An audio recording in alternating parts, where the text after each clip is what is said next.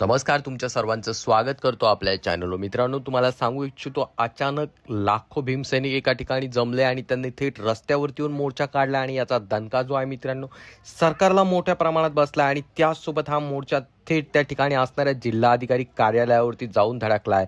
तर अचानक लाखो भीमसैनिक रस्त्यावरती का उतरले, संपूर्ण माहिती आपण जाणून घेणार आहोत. परंतु तत्पूर्वी तुम्हा सर्वांना विनंती असेल, आपल्या चॅनलवरती जर तुम्ही नवीन असाल तर चॅनलला सबस्क्राईब करायला मात्र विसरू नका.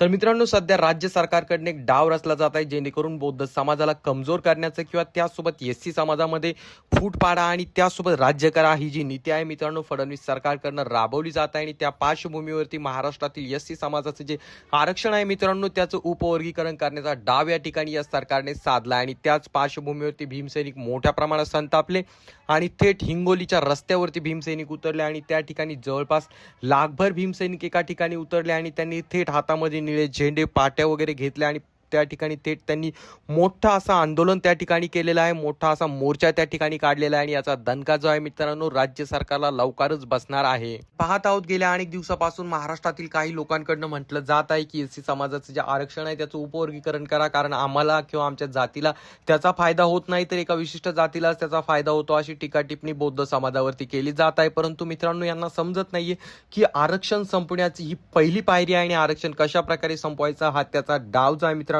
राज्य सरकारकडनं आरएसएस कडनं टाकण्यात आलेला आहे आणि यामध्ये ते जे लोक आहेत मित्रांनो अलगदपणे अडकलेले आहेत. आणि याच पार्श्वभूमीवरती मित्रांनो बौद्ध समाज रस्त्यावरती उतरला आणि त्यांनी सांगितलं की या ठिकाणी जे आहे एससी समाजाचं जे आरक्षण आहे त्याच्यामध्ये उपवर्गीकरण कदापि झालं नाही पाहिजे आणि त्यासाठी आम्ही वाटेल ते करायला तयार आहे आणि त्यामुळे बौद्ध समाज मोठ्या प्रमाणात रस्त्यावरती उतरलेला आहे. तर याबाबत तुमचं काय मत आहे खाली कमेंट करून नक्कीच सांगा. चॅनलवरती नवीन असाल तर चॅनलला सबस्क्राईब करायला मात्र विसरू नका.